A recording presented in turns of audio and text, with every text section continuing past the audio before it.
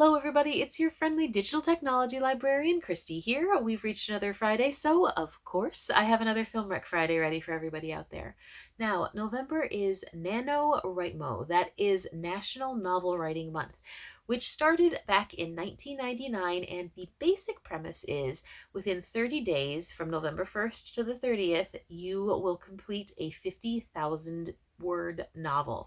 Now, that seems kind of crazy to finish that big of a work in 1 month, but the idea isn't necessarily to have something that is publisher ready or, that doesn't require a huge amount of editing. It's just at the end of this month, you have this thing that you've creatively given birth to.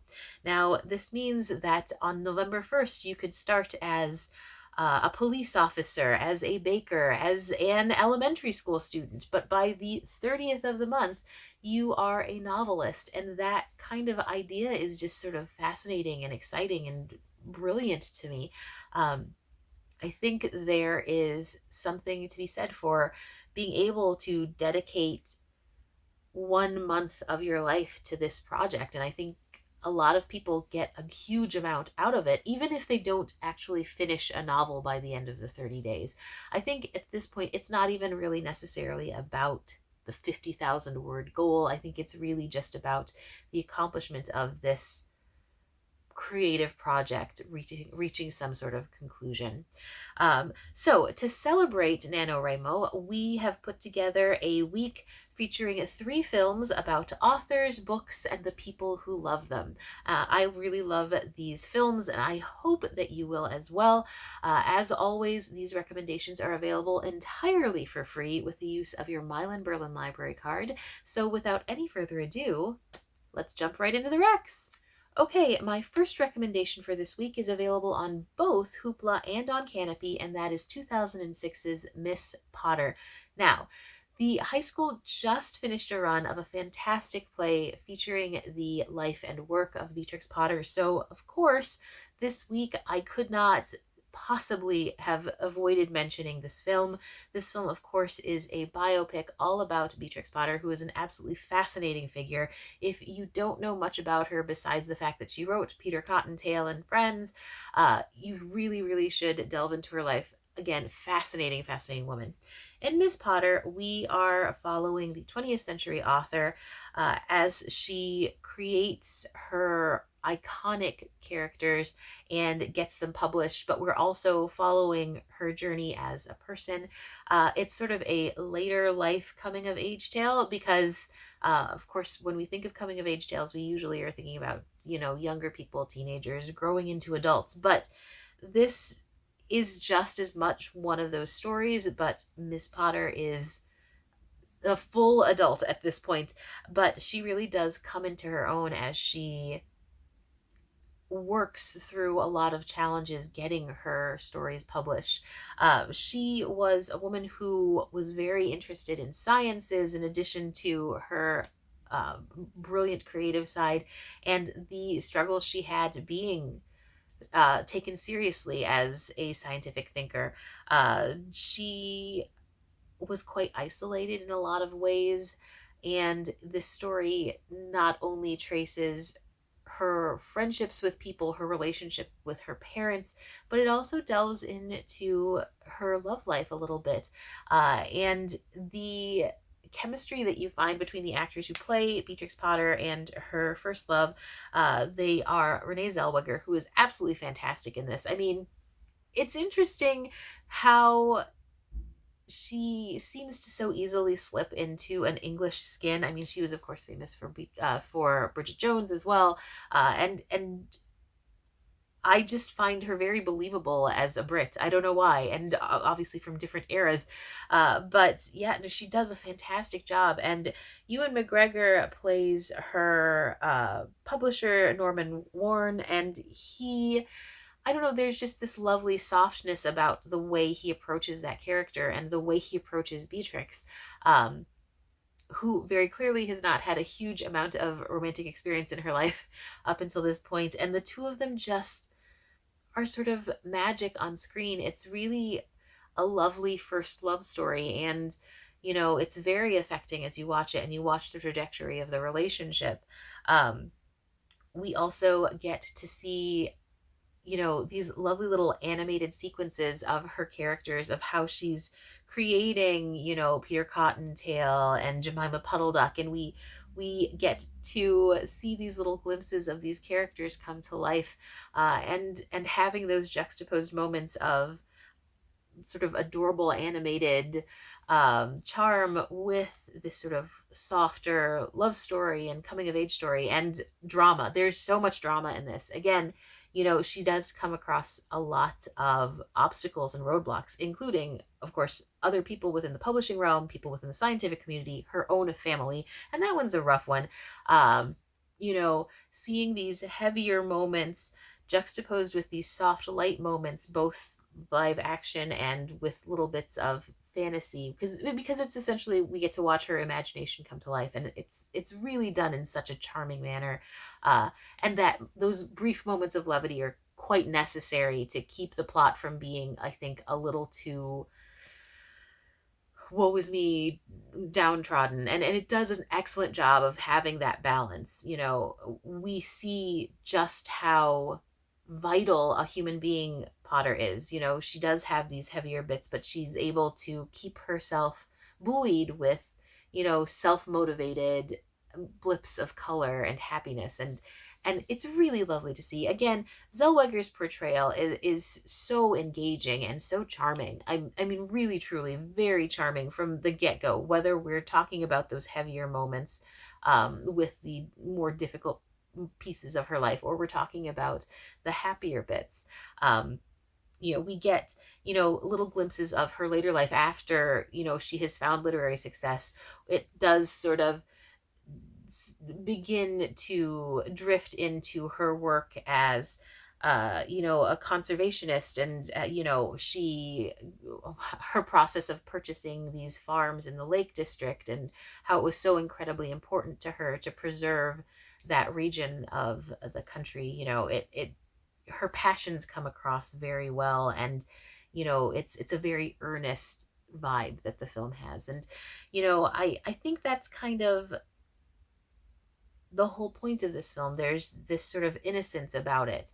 Even when we're talking about the heavier themes, it definitely still carries with it this sort of light appeal. And so if you're looking for something that covers a fascinating woman who was very strong, and who, worked really hard to accomplish the things that she wanted, to find success, and to, most of all, to find herself, make sure you check out Miss Potter. It is available on both Hoopla and Canopy, so whichever platform you prefer. I've got links to both of those.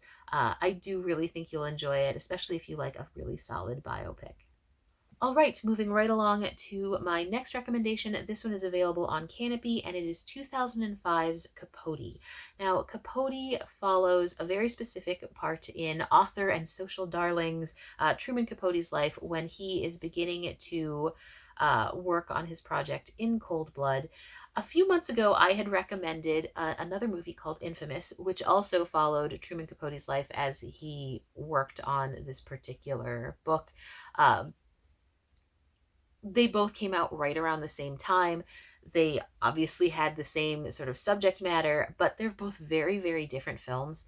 Capote, the one that we're going to talk about today, had massive amounts of critical acclaim, which doesn't say that Infamous was not an excellent movie. Totally was. Phenomenal performances all the way around.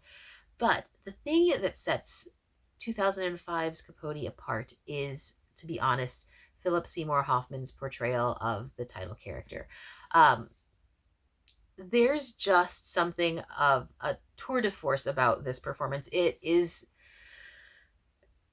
just sort of transcendent with this particular actor. If you're familiar with Philip Seymour Hoffman's other work, he can play really anything.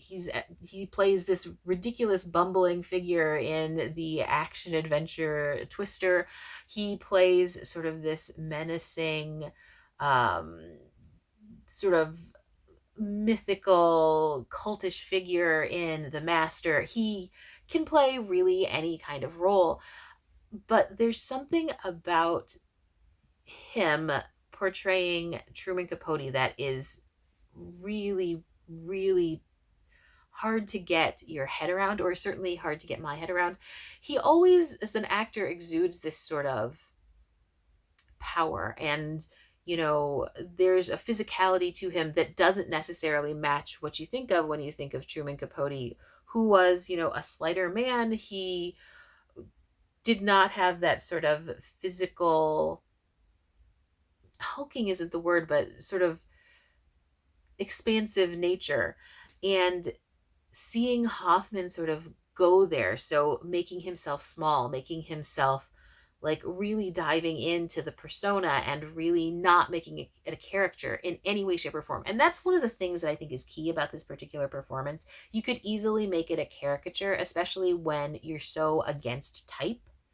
But he doesn't. He just really sinks into the role, and it is kind of amazing to see. It's just such a transformation, and it's 100% on point. It's really believable. He gets around the speech pattern because Capote had a very specific way of speaking that is 100% away from Seymour Hoffman's standard speech pattern. The physicality of the role completely different how from the way he usually carries himself, and then the way that he's just so open and vulnerable when he's interacting with some of the other figures in this movie. It's just a masterful performance. So for people who are not familiar with this particular time period in Capote's life, when the story of In Cold Blood is based on the real life murders that occurred between when Perry Smith and Dick Hickok were arrested and charged with sort of a brutal rural murder that sort of shook the country at the time. People had very specific beliefs of what happened. And Capote was really, caught up in sort of the madness surrounding the situation. He got to know Perry Smith, and he interviewed him many, many times, and he felt that they had a lot of similarities, like in their upbringing and how, you know, very small factors changed who they ended up being. And we also, in addition to seeing this growing rapport between the two, see how incredibly manipulative Capote can be at the same time. And it's fascinating how Hoffman can create a character that is both appealing and repellent. And that's really how it comes across and how it's intended to come across. He is a master at creating outcomes. He wants a certain response from Perry, so he makes sure that he gets it. And he also really does feel this odd connection to the man. So it's really sort of a fascinating exploration of Capote's mind at the time, where he's going with it, the relationships he ends up developing with many, many people. His relationship with Harper Lee is a huge part of this film. And Harper Lee is portrayed by Catherine Keener in this, and she does also a phenomenal, phenomenal job. And seeing how his different relationships all sort of center around the way he chooses to interact with them, because none of them are the same. It's like he's a completely different man with everybody. And it really is so interesting to see a movie where you never get the feeling that Capote's supposed to come across as a good guy, because he doesn't. He absolutely doesn't. But he also doesn't come across as a villain. He just comes across as himself. And it's fascinating how well Seymour Hoffman is able to tap into that. Like, it feels very real. And, it's just one of those movies that stuck with me. Again, I had watched Infamous a few months ago. It's the exact same time period, and performances in it are also really, really good. But there's just something phenomenal. Oh, gosh, I can't even say it. There's just something phenomenal about this film and the portrayal that Seymour Hoffman gives when he's performing as Truman Capote that makes sense. It makes sense why this was the one to get all of the accolades. So if you're looking for a really sort of interesting cold portrayal of real life events, if you're looking for a tour de force performance, if you're looking for something that explores really complicated relationships, and it doesn't get more complicated than this, check out 2005's Capote. It is available on Canopy, and it is an excellent, excellent film. Okay, moving right along to my final pick of this week, and that is a documentary available on Canopy, 2022's Hello Bookstore. Okay, folks, this is my pick of the week. I adored this documentary. I knew nothing about it before going in and checking it out, and I'm so happy I found it. Total gem. Hello Bookstore covers the existence of a Lenox, Massachusetts landmark called the Bookstore. And it also delves into the life of its owner, Matt Tannenbaum, who is this super charming 70-year-old gentleman who absolutely adores books, who's kind of a throwback to beatnik era ideals. He is dedicated to an analog style of life very clearly, and he's also just a massive, massive lover of books, and he takes the whole concept of being a purveyor of books very seriously. He There's just nothing about books that he doesn't love, and it comes across so clearly every time he speaks about reading and what he does and how he got into it. There's just this sort of gripping intensity to him when he falls into telling tales about, being a young man who was first exposed to writing and to authors of a specific era, and how it changed his life, how it turned everything around for him, and how, the cadence of his voice changes when he starts speaking about these things in such an impassioned way. It's gripping. It feels almost like a pre-written narration, and it's not. It's very clear that all the things that he says are off the cuff, but it doesn't even feel like an interview some of the times when he's speaking to the film creator. It feels like this really beautiful written piece of prose that some author had come up with and changed words just to make it more passionate and more engaging. And it's just Matt. He's just that appealing as someone who talks about books.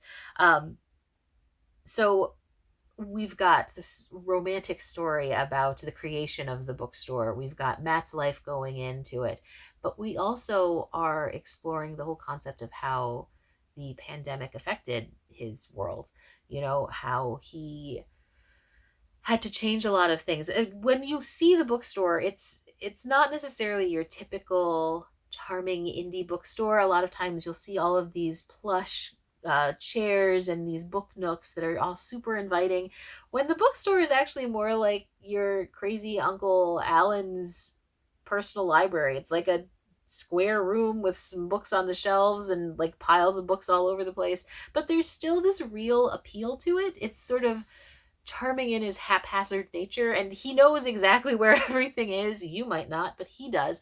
And part of the problem with that is the idea that, during the pandemic, a lot of it was curbside only service. So it's not like you could go in and browse and like sort of shuffle through these piles. You had to tell him what you wanted, and he'd get it for you right away. But,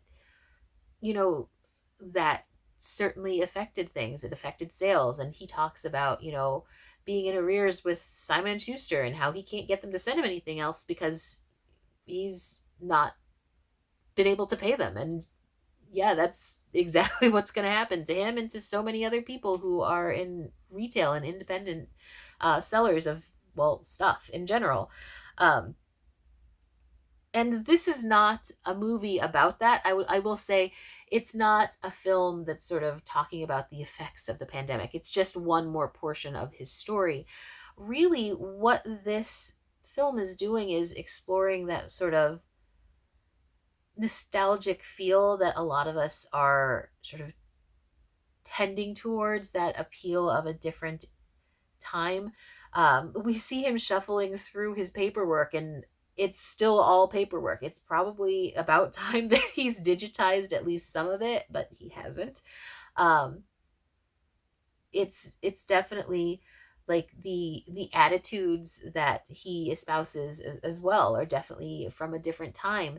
uh but documentaries like this and several others aren't just saying, oh, look at this throwback to another time.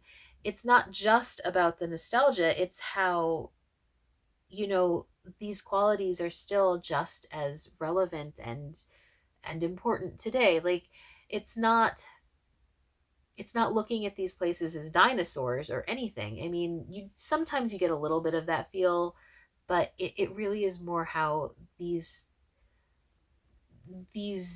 beacons of a different era are still vital and are still surviving, and how they need to, and how, you know, they're just as important today as they were in the past.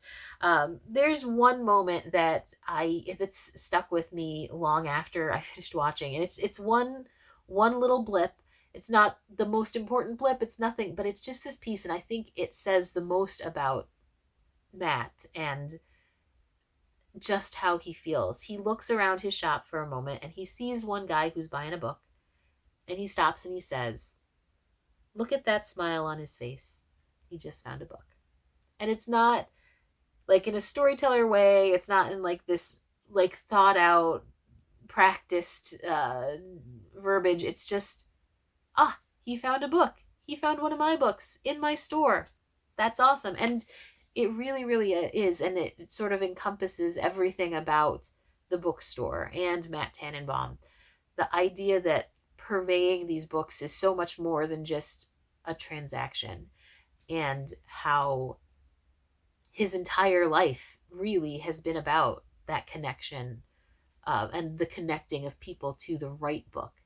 And there was just something so beautiful about that moment, but the whole documentary, and about the whole, I don't know, experience that you feel when you're watching Matt talk about the books, about his store, about his life, and how it's affected it.